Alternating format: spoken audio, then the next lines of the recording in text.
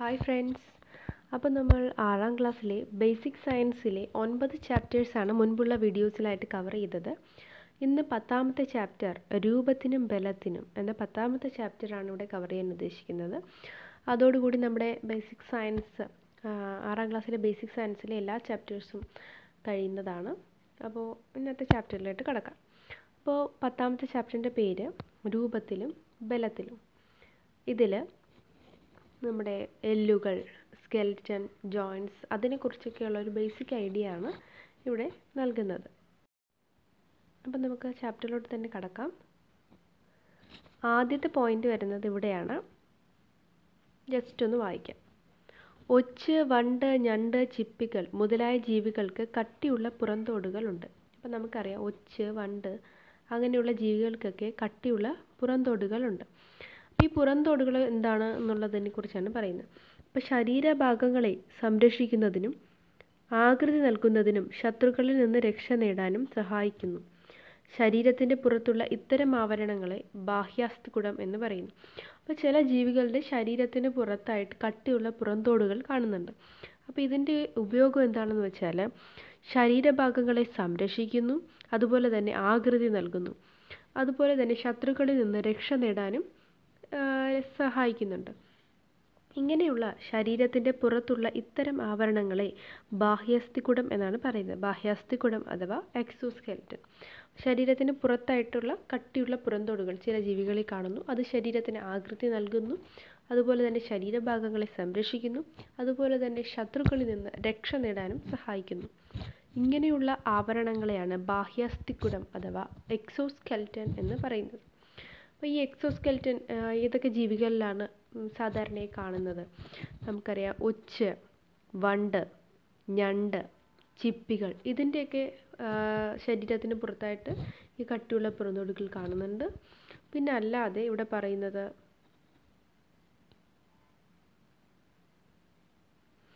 മത്സ്യങ്ങളുടെയും ഉരഗങ്ങളുടെയും ചെതുമ്പലുകൾ. ചെതുമ്പൽ നമുക്കറിയാം അല്ലേ, മത്സ്യങ്ങൾക്കുള്ള ചെതുമ്പലുകൾ. പിന്നെ പക്ഷിയുടെ തൂവലുകൾ, ജന്തുക്കളിലെ രോമങ്ങൾ, കൊമ്പുകൾ, കുളമ്പുകൾ, നഖങ്ങൾ ഇതെല്ലാം ഈ ബാഹ്യാസ്ഥികുടത്തിൽ വരുന്നതാണ്. അപ്പോൾ മത്സ്യങ്ങളിലെ ഉരഗങ്ങളിലെയും ചെതുമ്പലുകൾ, പക്ഷികളുടെ തൂവലുകൾ, ജന്തുക്കളിലെ രോമങ്ങൾ, കൊമ്പുകൾ, കുളമ്പുകൾ, നഖങ്ങൾ. അപ്പോൾ ഇതൊക്കെ ഏത് കാറ്റഗറിയിൽ വരുന്നത്? എക്സോസ്കെൽറ്റൻ ഉദാഹരണമായിട്ട് വരുന്നതാണ്. അതാണ് എക്സോസ്കെൽറ്റൻ. ഇനി ഇവിടെ ഒന്ന് മനസ്സിലായി. അപ്പോൾ ഈ എക്സോസ്കെൽറ്റൻ നമുക്കറിയാം ജീവികളിൽ പുറന്തോടായിട്ട് കാണപ്പെടുന്നതാണ്. എന്നാൽ ചില ജീവികളുടെ ഈ പുറന്തോട് നല്ല വർണ്ണാഭമായിരിക്കും, മനോഹരമായ പാറ്റേണുകൾ കാണും. അതാണ് ഇവിടെ കൊടുത്തിരിക്കുന്നത്. ഇവിടെ നക്ഷത്ര ആമ, സ്വർണ്ണ വണ്ട് ഇവയിലെല്ലാം മനോഹരമായ പാറ്റേണുകളോട് കൂടിയ പുറന്തോടുകളാണ് ഉള്ളത്. അപ്പോൾ ഇങ്ങനെയുള്ള മനോഹരമായ പാറ്റേൺ ഉള്ളത് കൊണ്ട് തന്നെ ആകർഷണത്വം കൂടുതലായിരിക്കും. അപ്പോൾ ഇങ്ങനെ ആകർഷണത്വം കൂടുന്നത് അതിൻ്റെ നിലനിൽപ്പിന് തന്നെ ഭീഷണിയാവുന്നുണ്ട് അല്ലേ. അതായത് മനുഷ്യൻ യാതൊരു നിയന്ത്രണവും ഇല്ലാതെ ഇവയെ പിടികൂടുന്നു ഈ ആകർഷണത്വം കാരണം. അതുകൊണ്ട് ഇത് നിലനിൽപ്പിന് കാരണമാകുന്നു എന്ന് ജസ്റ്റ് ഒരു പോയിൻ്റായിട്ട് പറയുന്നതേ ഉള്ളൂ. ഇവിടെ ബാഹ്യാസ്ഥികുടം അഥവാ എക്സോസ്കെൽറ്റനെ കുറിച്ചാണ് നമ്മൾ പറഞ്ഞത്. ഇനി ഇവിടെ നെക്സ്റ്റ് ആയിട്ട് ഇമ്പോർട്ടൻ്റ് ആയിട്ട് വരുന്ന പോയിന്റ് എന്ന് പറഞ്ഞാൽ പശു, ആട്. നമുക്കറിയാം പശു, ആട് തുടങ്ങിയ ജീവികൾക്ക് ഇങ്ങനെയുള്ള അസ്ഥികൂടങ്ങൾ ശരീരത്തിന് ഉള്ളിലായിട്ടാണ് കാണുന്നത്. ശരീരത്തിന് പുറത്ത് കാണില്ലല്ലോ. പശു, ആട് തുടങ്ങിയ ജീവികൾക്കൊക്കെ ശരീരത്തിന് ഉള്ളിലായിട്ടാണ് ഇങ്ങനെ അസ്ഥികൂടങ്ങൾ കാണുന്നത്. അങ്ങനെ ശരീരത്തിനുള്ളിൽ അസ്ഥികൂടങ്ങൾ കാണുന്നവയെ എന്താ വിളിക്കുക? ആന്തരാസ്ഥികൂടം എന്ന് വിളിക്കുന്നു. ആന്തരാസ്ഥികൂടം അല്ലെങ്കിൽ എൻഡോസ്കെൽറ്റൻ. നമ്മൾ മുൻപ് പറഞ്ഞത് എക്സോസ്കെൽറ്റൻ ആണ്. ബാഹ്യാസ്ഥികൂടം ശരീരത്തിന് പുറത്തായി കാണപ്പെടുന്നു, പുറന്തോട് പോലെ. ഇവിടെ പശു, ആട് മുതലായ ജീവികളിലെല്ലാം ശരീരത്തിന് ഉള്ളിലായിട്ടാണ് അസ്ഥികൂടം കാണുന്നത്. അതിനെ ആന്തരാസ്ഥികൂടം എന്ന് പറയുന്നു. എന്നാൽ ഇതിൽ രണ്ടിലും ഉൾപ്പെടാത്തതാണ് ആമ, ചീങ്കണ്ണി. ഇവയുടെയൊക്കെ ഉദാഹരണം, ഇവയുടെയൊക്കെ പ്രത്യേകത എന്താണ്? ഇവയിൽ ശരീരത്തിന് ഉള്ളിലും കാണപ്പെടുന്നുണ്ട് അസ്ഥികൂടം, ശരീരത്തിന് പുറമേ ആയിട്ടും കാണപ്പെടുന്നുണ്ട്. ആമ, ചീങ്കണ്ണി അവയിലൊക്കെ രണ്ടുമായിട്ട് കാണുന്നു. അപ്പോൾ ഇവിടെ നമ്മൾ ബാഹ്യാസ്ഥികൂടം പറഞ്ഞു, അതായത് എക്സോസ്കെൽറ്റൻ പറഞ്ഞു, ആന്തരാസ്ഥികുടം അഥവാ എൻഡോസ്കെൽറ്റൻ പറഞ്ഞു, അതിൻ്റെ ഉദാഹരണങ്ങൾ പറഞ്ഞു.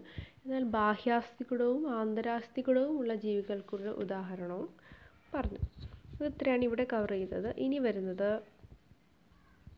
അസ്ഥികൾ നമുക്കറിയാം, അസ്ഥികൾ ശരീരത്തിന് ആകൃതിയും ഉറപ്പും നൽകുന്നു. അപ്പോൾ അസ്ഥികൾ നമ്മുടെ ശരീരത്തിന് ആകൃതിയും ഉറപ്പും നൽകുന്നു. അതുപോലെ തന്നെ മറ്റൊരു ഉപയോഗം അസ്ഥികളാണ് ചലനത്തിന് സഹായിക്കുന്നത്. അപ്പോൾ അസ്ഥികളുടെ ഉപയോഗം എന്തൊക്കെയാണ്? അസ്ഥികൾ ശരീരത്തിന് ആകൃതിയും ഉറപ്പും നൽകുന്നു. അതുപോലെ തന്നെ ശരീരത്തിന് ചലനത്തിന് സഹായിക്കുന്നതും ഈ അസ്ഥികൾ തന്നെയാണ്. അപ്പോൾ അതിൻ്റെ ഉപയോഗം, അസ്ഥിയുടെ ഉപയോഗം എന്തൊക്കെയാണെന്ന് പറഞ്ഞ്, ശരീരത്തിന് ആകൃതിയും ഉറപ്പും നൽകുന്നു, അതുപോലെ തന്നെ ചലനത്തിനും സഹായിക്കുന്നു.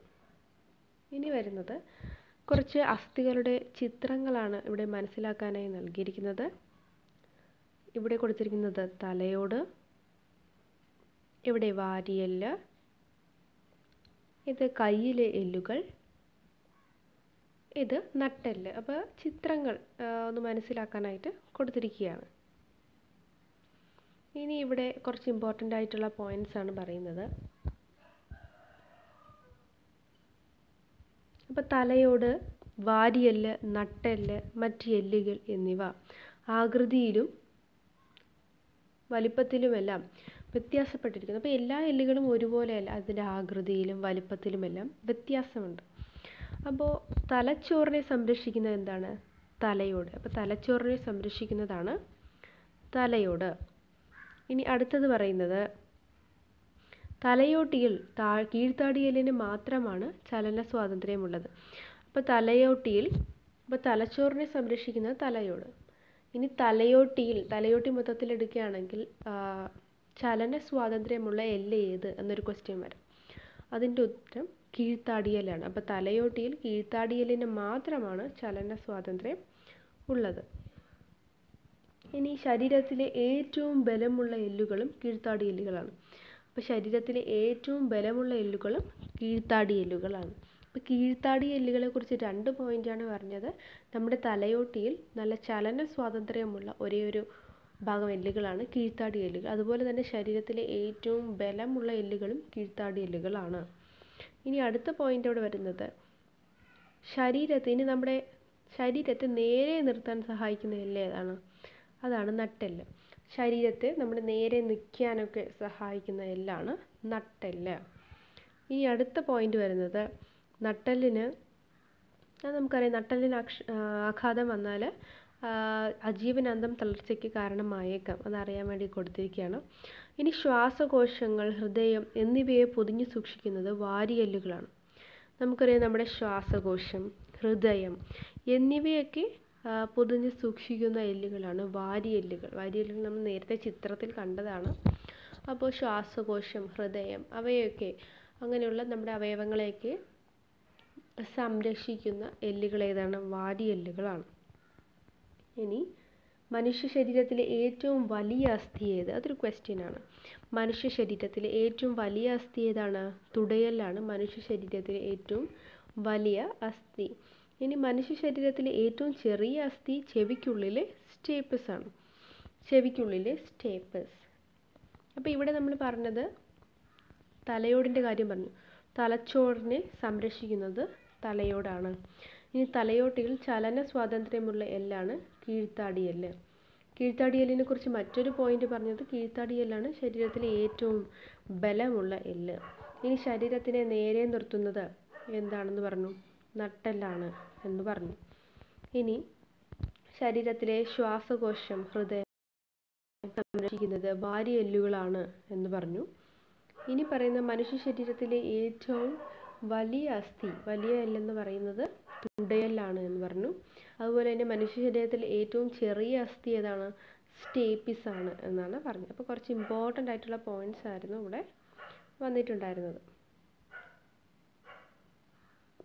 ഇനി കുറച്ച് അസ്ഥികളുടെയൊക്കെ എണ്ണം ചോദിക്കുന്ന ക്വസ്റ്റ്യൻ ആണ്. ഇവിടെ നോക്കുക, ജനിക്കുന്ന സമയത്ത് ശരീരത്തിൽ ഏകദേശം എത്ര എല്ലുകൾ ഉണ്ടാവും? ജനിക്കുന്ന സമയത്ത് ശരീരത്തിൽ ഏകദേശം 300 എല്ലുകളാണ് കാണപ്പെടുന്നത്. എന്നാൽ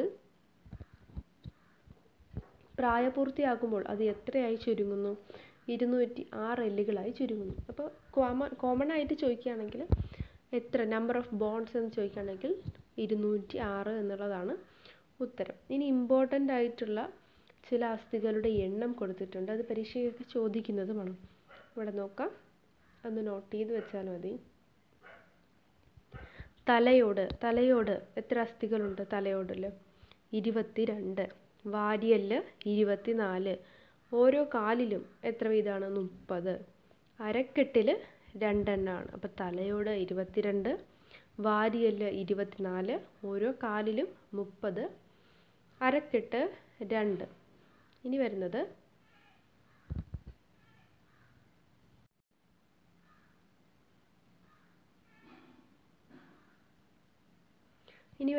നട്ടെല്ല്.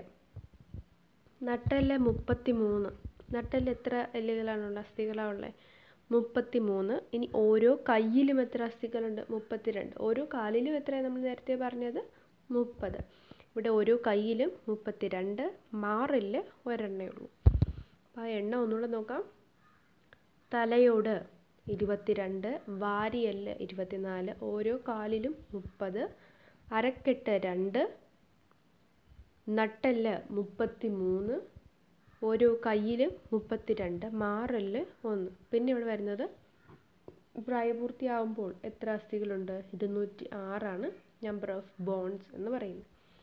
അതൊക്കെയാണ് ഇമ്പോർട്ടൻ്റ് ആയിട്ട് വരുന്നത്. ഇനി മൂക്ക്, ചെവി എന്നിവിടങ്ങളിൽ മൃദുവായ അസ്ഥികളാണല്ലേ, നല്ല സോഫ്റ്റ് ആയിട്ടുള്ള എല്ലുകളാണ് മൂക്കിലും ചെവിയിലും ഒക്കെ കാണുന്നത്. അപ്പോൾ ആ എല്ലുകളെ പറയുന്ന പേരെന്താണ്? കാർട്ടിലേജുകൾ എന്നാണ് പറയുന്നത്. കാർട്ടിലേജസ്. അപ്പോൾ മൂക്ക്, ചെവി എന്നിവയിൽ കാണുന്ന ശക്തി കുറഞ്ഞ, അതായത് മൃദുവായ അസ്ഥികളാണ് കാർട്ടിലേജസ്. അതിന് പറയുന്നതാണ് തരുണാസ്ഥികൾ. കാർട്ടിലേജസ് അഥവാ തരുണാസ്ഥി. അപ്പോൾ തരുണാസ്ഥിക്ക് ഉദാഹരണം താഴെ തന്നിരിക്കുന്നവയിൽ ഏതെന്ന് ചോദിച്ചാൽ മൂക്ക് വരും, എല്ല് വരും. ഇതൊക്കെ മൂക്ക് വരും, ചെവിയിലെ എല്ലുകൾ വരും. അങ്ങനെ അതൊന്ന് ശ്രദ്ധിക്കണം. കാർട്ടിലേജ് എന്നാണ് പറയുന്നത്, തരുണാസ്ഥി.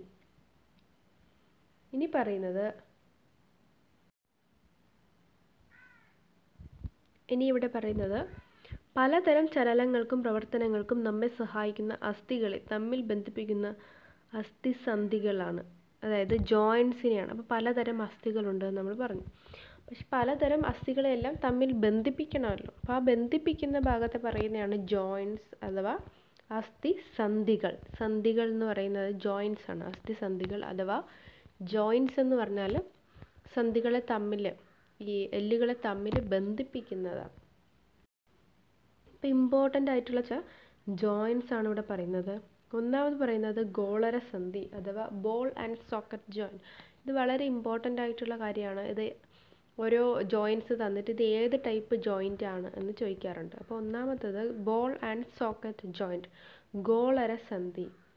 ഗോളരസന്ധി എവിടെയൊക്കെയാണ് കാണുന്നത്? തോളെല്ല്, നമ്മുടെ തോളെല്ല്, പിന്നെ ഇടുപ്പെല്ല്, അങ്ങനെയുള്ള ഭാഗങ്ങൾ, ഈ 2 സ്ഥലത്തുമാണ് ബോൾ ആൻഡ് സോക്കറ്റ്. അപ്പോൾ ചോദിക്കാം, തോളെല്ല് ഏത് ടൈപ്പ് ജോയിൻ്റ് ആണ്? അപ്പോൾ അതിന് ഉദാഹരണം ഓപ്ഷൻസ് തരാം. അപ്പോൾ അതിൻ്റെ ഉത്തരം ബോൾ ആൻഡ് സോക്കറ്റ് ജോയിൻ്റ് ആണ്. ബോൾ ആൻഡ് സോക്കറ്റ് അഥവാ ഗോളരസന്ധി. അപ്പോൾ തോളെല്ല്, ഇടുപ്പെല്ല് ഒക്കെയാണ് അതിന് ഉദാഹരണങ്ങൾ. ഇനി അതിൻ്റെ പ്രത്യേകത എന്താണ്? ഏറ്റവും കൂടുതൽ ചലന സ്വാതന്ത്ര്യം ഉള്ളത് ഈ ബോൾ ആൻഡ് സോക്കറ്റ് ജോയിൻറ്റിനാണ്. ചലന സ്വാതന്ത്ര്യം ഏറ്റവും കൂടുതലായിരിക്കും. ഇനി ഒരു അസ്ഥിയുടെ അറ്റത്തുള്ള ഉരുണ്ട ഭാഗം മറ്റൊരു അസ്ഥിയുടെ കുഴിയിലായിരിക്കും. ഒരു അസ്ഥിയുടെ അറ്റത്ത് ഒരു ഉരുണ്ട ഭാഗം ഉണ്ടാകും, അത് മറ്റേ അസ്ഥിയുടെ കുഴിയിലായിരിക്കും ഇരിക്കുക. അതുപോലെ തന്നെ ഏറ്റവും കൂടുതൽ ചലന സ്വാതന്ത്ര്യവും ഉണ്ടാവും. അപ്പോൾ ഇവിടെ തന്നെ നോക്കൂ, ഒരു അസ്ഥിയിൽ ഉരുണ്ട ഭാഗം ഉണ്ടാവും, അത് മറ്റേ അസ്ഥിയുടെ കുഴിയിലായിരിക്കും ഇരിക്കുക. ഏറ്റവും കൂടുതൽ ചലന സ്വാതന്ത്ര്യമുണ്ട്. ഉദാഹരണം തോളെല്ല്, ഇടുപ്പെല്ല്. അതാണ് ബോൾ ആൻഡ് സോക്കറ്റ് ജോയിൻറ്റ് അഥവാ ഗോളരസന്ധി. ഇനി രണ്ടാമത്തത് വിജാഗിരി സന്ധി, ഹിഞ്ച് ജോയിൻറ്റ്. ഹിഞ്ച് ജോയിൻറ്റ് എവിടെയൊക്കെയാണ് കാണുന്നത്? കൈമുട്ട്, കാൽമുട്ട്. അപ്പോൾ നമ്മുടെ കൈമുട്ട്, കാൽമുട്ട് അവിടെയെല്ലാം കാണുന്നതാണ് വിജാഗിരി സന്ധി അഥവാ ഹിഞ്ച് ജോയിൻറ്റ്. അതിൻ്റെ ചിത്രമാണ് ഇവിടെ കൊടുത്തിരിക്കുന്നത്. അപ്പോൾ അതിൻ്റെ പ്രത്യേകതകൾ എന്തൊക്കെയാണ്? വിജാഗിരി പോലെ തന്നെ ഒരു ഭാഗത്തേക്ക് മാത്രം ചലിപ്പിക്കാൻ കഴിയുന്നു. വിജാഗിരി പോലെ തന്നെ ഒരു ഭാഗത്തേക്ക് മാത്രം ചലനമുള്ള ജോയിൻറ്റ് ഏത് എന്ന് ചോദിച്ചാൽ അത് വിജാഗിരിയാണ്. ഏറ്റവും കൂടുതൽ ചലന സ്വാതന്ത്ര്യമുള്ളത് ഏത് എന്ന് ചോദിച്ചാൽ മുൻപ് പഠിച്ച ഗോളരസന്ധി, ബോൾ ആൻഡ് സോക്കറ്റ് ജോയിൻ്റ് ആണ്. അപ്പോൾ ഇതിൻ്റെ ചിത്രം ഒന്നുകൂടെ നോക്കാം. വിജാഗിരി സന്ധി, കൈമുട്ട് കാൽമുട്ടിലൊക്കെ വിജാഗിരി സന്ധിയാണ്. ഇനി അടുത്ത് വരുന്നതാണ് പിവറ്റ് ജോയിൻറ്റ് അഥവാ കീലസന്ധി. പിവറ്റ് ജോയിൻറ്റ് അഥവാ കീലസന്ധി. അപ്പോൾ അതെവിടെയാണ് കാണുന്നത്? കഴുത്ത്, അതായത് തലയോടും നട്ടെല്ലിൻ്റെ മുകൾ ഭാഗവും ചേരുന്ന ആ ഒരു സ്ഥലത്ത്, കഴുത്ത്, അവിടെയാണ് ഈ വിജാഗിരി കീലസന്ധി അഥവാ പിവറ്റ് ജോയിൻറ്റ് കാണുന്നത്. അതിൻ്റെ പ്രത്യേകത എന്താണ്? ഒരു അസ്ഥി മറ്റൊന്നിൽ ഇരുദിശകളിലേക്കും തിരിയുന്നു. ഒരു അസ്ഥി മറ്റൊന്നിൽ ഇരുദിശകളിലേക്കും തിരിയുന്നു. അതാണ് അതിൻ്റെ പ്രത്യേകത. നമുക്കറിയാം, കഴുത്തിൻ്റെ ആലോചിച്ചാൽ മതി. ഒരു അസ്ഥി മറ്റൊന്നിലിരിക്കും, അത് ഇരുദിശകളിലേക്കും തിരിയാൻ കഴിയുന്നു. ഇവിടെ ഇങ്ങനെ ഒരു ജോയിൻ്റാണ്. ഒരസ്ഥി മറ്റൊന്നിലിരിക്കും, അത് ഇരുദിശകളിലേക്കും തിരിയാൻ കഴിയുന്നു. വളരെ ഇമ്പോർട്ടൻ്റ് ആയിട്ടുള്ള പോർഷൻ ആയിരുന്നു. അതായത് സന്ധികൾ, different types of joints. Ball and socket എവിടെയൊക്കെയാണ് കാണുന്നത്? തോളെല്ല്, ഇടുപ്പെല്ല്. അതിൻ്റെ പ്രത്യേകത എന്താ പറഞ്ഞത്? ഏറ്റവും കൂടുതൽ ചലന സ്വാതന്ത്ര്യമുള്ളതവയാണ്. അസ്ഥിയുടെ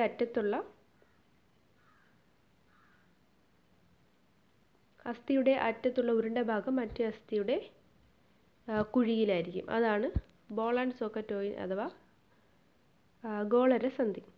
ഇനി വിജാഗിരി സന്ധി. വിജാഗിരി സന്ധി എന്താണ്? എവിടെയൊക്കെയാണ് കാണപ്പെടുന്നത്? കൈമുട്ട്, കാൽമുട്ട്. അതിൻ്റെ പ്രത്യേകതകൾ എന്തൊക്കെയാണ് പറഞ്ഞത്? ഒരു ഭാഗത്തേക്ക് മാത്രമേ ചലിപ്പിക്കാൻ കഴിയുള്ളൂ. ഇനി അടുത്തത് കീലസന്ധി അഥവാ പിവറ്റ് ജോയിൻറ്റ്. അതെവിടെയൊക്കെയാണ് കാണുന്നത്? കഴുത്തിലാണ്. അത് ഒരു അസ്ഥി മറ്റൊന്നിൽ ഇരു ദിശകളിലേക്കും തിരിയാൻ സാധിക്കുന്നു. അതാണ് അതിൻ്റെ പ്രത്യേകത. അപ്പോൾ ഇനി വരുന്നത് അസ്ഥിഭംഗം എന്താണ്? അത് ജസ്റ്റ് നമുക്ക് ഇമ്പോർട്ടൻ്റ് ആയിട്ട് ഒരു പോയിന്റ് ഒന്നുമില്ല. എന്താണ്? അസ്ഥി പൊട്ടുന്നതിനെയോ വിള്ളലുകൾ സംഭവിക്കുന്നതിനെയാണ് അസ്ഥിഭംഗം. നമുക്കറിയാം, എല്ല് പൊട്ടുന്നു, വീഴ്ചയിലോ അങ്ങനെയൊക്കെ സംഭവിക്കും. അതാണ് അസ്ഥിഭംഗം. പൊട്ടലോ വിള്ളലോ അസ്ഥിയിൽ ഉണ്ടാവുകയാണെങ്കിൽ അതാണ് അസ്ഥിഭംഗം. അതുപോലെ തന്നെ അസ്ഥികൾ സ്ഥാനം തെറ്റാറുണ്ട്. അപ്പോൾ അസ്ഥികൾ ഈ പൊട്ടുന്നതും വിള്ളലുകളും അല്ലാതെ അസ്ഥികൾ സ്ഥാനം തെറ്റാറുണ്ട്. അതിനെയാണ് സ്ഥാനഭ്രംശം എന്ന് പറയുന്നത്. അപ്പോൾ അസ്ഥികൾക്കുണ്ടാകുന്ന രണ്ട് പ്രശ്നങ്ങൾ. ഒന്നാമത്തത് അസ്ഥിഭംഗം. അതെന്താണ്? അസ്ഥികൾക്ക് വിള്ളലുകളോ പൊട്ടലുകളോ സംഭവിക്കുന്നതാണ്. ഇനി അസ്ഥികൾ സ്ഥാനം തെറ്റുകയാണെങ്കിൽ അതിനെ സ്ഥാനഭ്രംശം എന്ന് പറയുന്നു. ഇനി വരുന്നത് അസ്ഥികൾക്ക് കാഠിന്യത്തിന് കാരണം എന്താണെന്നുള്ളതാണ്. നമുക്കറിയാം, അസ്ഥികളൊക്കെ നല്ല സ്ട്രോങ് അല്ലേ, നല്ല ഹാർഡാണല്ലേ. അപ്പം അതിൻ്റെ കാഠിന്യത്തിന് കാരണം കാൽഷ്യം ഫോസ്ഫേറ്റുകളാണ്. അസ്ഥികളുടെ കാഠിന്യത്തിന് കാരണം കാൽഷ്യം ഫോസ്ഫേറ്റുകളാണ്. അസ്ഥികളുടെ കാഠിന്യത്തിന് കാരണം എന്താണ്? കാൽഷ്യം ഫോസ്ഫേറ്റുകളാണ്. ഇപ്പം അസ്ഥികളിലുള്ള എന്താണ് അടങ്ങിയിരിക്കുന്നത് എന്ന് വെച്ചാൽ കാൽഷ്യം ഫോസ്ഫേറ്റ് ആണ്. അതുകൊണ്ട് തന്നെ അസ്ഥികളുടെ വളർച്ചയ്ക്ക് കാൽഷ്യം ഫോസ്ഫറസും വളരെ അത്യാവശ്യമാണ്. അപ്പോൾ ഇനി കാൽഷ്യം ഫോസ്ഫറസ് അടങ്ങിയിരിക്കുന്ന ആഹാര പദാർത്ഥങ്ങൾ കുറച്ച് ലിസ്റ്റോടെ കൊടുത്തിട്ടുണ്ട്. കുമ്പളങ്ങ, പടവലങ്ങ തുടങ്ങിയ പച്ചക്കറികളിലും, പേരയ്ക്ക, ചാമ്പയ്ക്ക തുടങ്ങിയ പഴങ്ങളിലും, മുട്ട, പാൽ, ചെറു മത്സ്യങ്ങൾ എന്നിവയിലും കാൽഷ്യം ധാരാളമുണ്ട്. അപ്പോൾ അതൊക്കെ കഴിച്ചാൽ നമ്മുടെ എല്ലിനൊക്കെ നല്ലതാണ്. അപ്പോൾ ഇതോടുകൂടി ചാപ്റ്റർ ഇവിടെ തീരുകയാണ്. അപ്പോൾ ഒന്നുകൂടെ ഒന്ന് പറഞ്ഞു വരികയാണെങ്കിൽ, ഇവിടെ തുടങ്ങിയപ്പോൾ നമ്മൾ ആദ്യം എന്താണ് ബാഹ്യാസ്ഥികുടം എന്ന് പറഞ്ഞു, എക്സോസ്കെൽറ്റൻ. പിന്നെ എന്താണ് എൻഡോസ്കെൽറ്റൻ എന്താണ് എന്ന് പറഞ്ഞു. അതിനുദാഹരണം പശു, ആട് തുടങ്ങിയ ജീവികളിൽ അസ്ഥികൂടങ്ങൾ ശരീരത്തിനുള്ളിലായിട്ടാണ് കാണുന്നത്. അതാണ് എൻഡോസ്കെൽറ്റൻ എന്ന് പറഞ്ഞു. ഇനി എൻഡോസ്കെൽറ്റനും എക്സോസ്കെൽറ്റനുമുള്ള ജീവികൾക്ക് ഉദാഹരണമായി ആമ, ചീങ്കണ്ണി എന്നിവയെ പറഞ്ഞു. പിന്നെ അസ്ഥികളാണ് ശരീരത്തിന് ആകൃതിയും ഉറപ്പും ചലനവും ഒക്കെ നൽകി സഹായിക്കുന്നത് എന്ന് പറഞ്ഞു. പിന്നെ അസ്ഥികളുടെ ചിത്രങ്ങൾ പരിചയപ്പെട്ടു. പിന്നെ പലതരം അസ്ഥികളുണ്ട്. തലയോട്, താടിയെല്ല്, പിന്നെ വാരിയെല്ല്, തുടയെല്ല്, നട്ടെല്ല്, സ്റ്റേപ്പീസ്. അങ്ങനെ ഏറ്റവും ബലമുള്ള ഏതാണ്, ഏറ്റവും വലുത് ഏതാണ്, ഏറ്റവും ചെറുത് ഏതാണ്, ചലന സ്വാതന്ത്ര്യമുള്ളവ ഏതാണ്, അങ്ങനെ കുറച്ച് പോയിന്റ്സ് ഇവിടെ പഠിച്ചു. പിന്നെ അസ്ഥികളുടെ എണ്ണം, ഒരു പ്രായപൂർത്തിയായ ഒരാളിൽ അസ്ഥികളുടെ എണ്ണം 206 പിന്നെ അതല്ലാതെ ഇമ്പോർട്ടൻ്റ് ആയിട്ടുള്ള മറ്റ് ചില അസ്ഥികളുടെ എണ്ണം നമ്മൾ പഠിച്ചു. പിന്നെ കാർട്ടിലേജ്, മൂക്ക്, ചെവി എന്നിവയിൽ കാണുന്ന മൃദുവായ എല്ലുകളെയാണ് കാർട്ടിലേജ് അഥവാ തരുണാസ്ഥികൾ എന്ന് പറയുന്നത്, അത് പഠിച്ചു. പിന്നെ വളരെ ഇമ്പോർട്ടൻ്റ് ആയിട്ടുള്ള പോയിന്റ്സ്, വിവിധ തരം ജോയിൻറ്റുകൾ, അത് എവിടെയൊക്കെയാണ് കാണുന്നത്, ഏതൊക്കെ ശരീരഭാഗത്തിലാണ് കാണുന്നത്, പിന്നെ അതിൻ്റെ പ്രത്യേകതകൾ, സവിശേഷതകൾ, അത് പഠിച്ചു. അതാണ് ഇവിടെ മെയിനായിട്ട് വരുന്നത്. പിന്നെ അവസാനം എന്താണ് അസ്ഥിഭംഗം അല്ലെങ്കിൽ സ്ഥാനഭ്രംശം, അസ്ഥികൾക്കുണ്ടാകുന്ന പ്രശ്നങ്ങളാണ്, അത് പഠിച്ചു. പിന്നെ അസ്ഥികളുടെ കാഠിന്യത്തിന് കാരണം കാൽഷ്യം ഫോസ്ഫേറ്റുകളാണ്. അതുകൊണ്ട് തന്നെ കാൽഷ്യം അടങ്ങിയ ആഹാരങ്ങളൊക്കെ കഴിക്കണം. കാൽഷ്യം അടങ്ങിയ ആഹാരങ്ങൾ ഏവയിലൊക്കെയാണ് ഉള്ളത് എന്നുള്ളതും പഠിച്ചു. അതോടുകൂടി ഈ 10th ചാപ്റ്ററും തീരുകയാണ്. അതായത് നമ്മുടെ ബേസിക് സയൻസ് 6ാം ക്ലാസ്സിലെ എല്ലാ ചാപ്റ്റേഴ്സും അപ്പോൾ ഇതോടുകൂടി ഇവിടെ തീരുകയാണ്. ഇനി നമ്മൾ 6ാം ക്ലാസ്സിലെ സോഷ്യൽ സയൻസിലെ ചാപ്റ്റേഴ്സും തുടർന്ന് 7, 8 ക്ലാസ്സുകളിലെ എല്ലാ ചാപ്റ്റേഴ്സുമായിട്ട് നമ്മൾ ഓരോ വീഡിയോസിലായിട്ട് വരുന്നതാണ്. നമ്മുടെ ക്ലാസ് ഇഷ്ടപ്പെടുന്നുണ്ടെങ്കിൽ ലൈക്ക് ചെയ്യാനും ഷെയർ ചെയ്യാനും സബ്സ്ക്രൈബ് ചെയ്യാനും മറക്കരുത്. Okay, thank you.